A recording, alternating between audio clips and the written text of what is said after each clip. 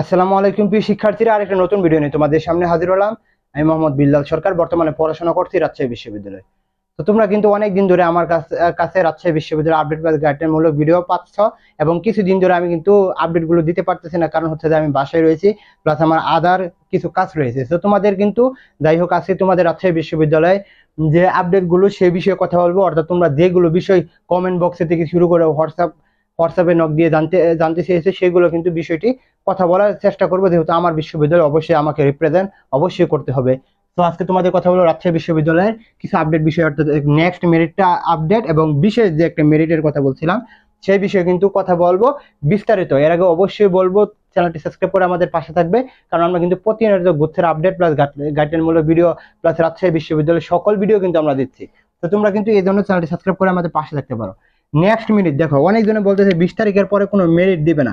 দেখো, এখনো কিন্তু আমাদের মেরিট শেষ হয় নাই। এদিকে রাজশাহী বিশ্ববিদ্যালয় ক্লাস শুরু হয়ে যাচ্ছে 1 তারিখ থেকে।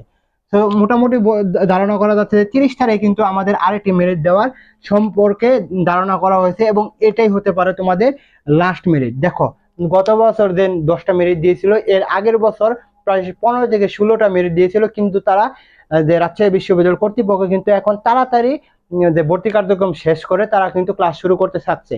কারণ লেনজি যখন ক্লাস শুরু করে তখন কিন্তু সেশন জটের একটি ভয় থাকে, কারণ বিশ্ববিদ্যালয়ে যদি সেশন জটের একটি সমস্যা থাকে তাহলে কিন্তু সেই বিশ্ববিদ্যালয় স্টুডেন্টরা কিন্তু ভোগান্তি হয়।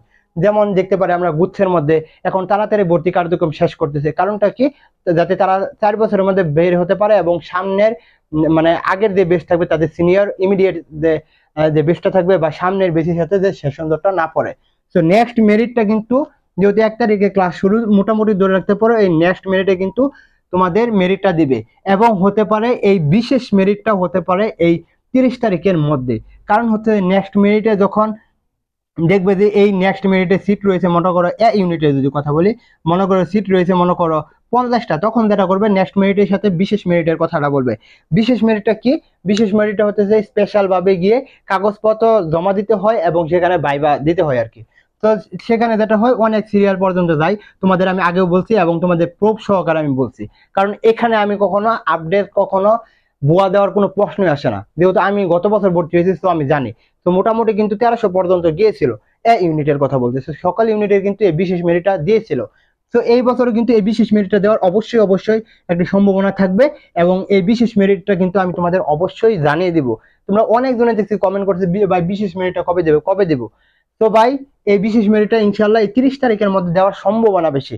যেটা হয়েছিল আমাদের ক্লাস শুরু হয়ে গেছিল যে 25 তারিখ, কিন্তু এই বিশেষ মেরিটটা যেটা দিয়েছিল এটা কিন্তু দিয়েছিল, অর্থাৎ বিশেষ মেরিটের আপডেটটা দিয়েছিল বা নোটিশটা দিয়েছিল 22 তারিখ, এবং ভর্তি করতেছিল কিন্তু 24 তারিখ। তো 1 তারিখে যদি ক্লাস শুরু হয়, তোমরা মনে করো যে 1 দিন আগে বা 2 দিন আগে এটার সম্ভাবনা অনেক অনেক বেশি ভাই।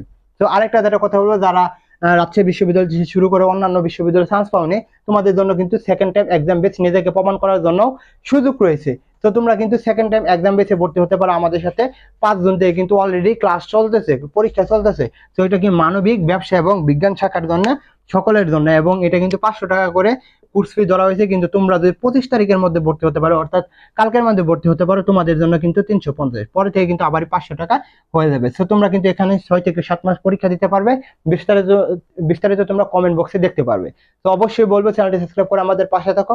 তোমাদের জন্য শুভকামনা, এবং রাজশাহী বিশ্ববিদ্যালয়ের সকল আপডেট আমাদের কাছ থেকে পাবে। এই বলে আমি শেষ করছি। আসসালামু আলাইকুম।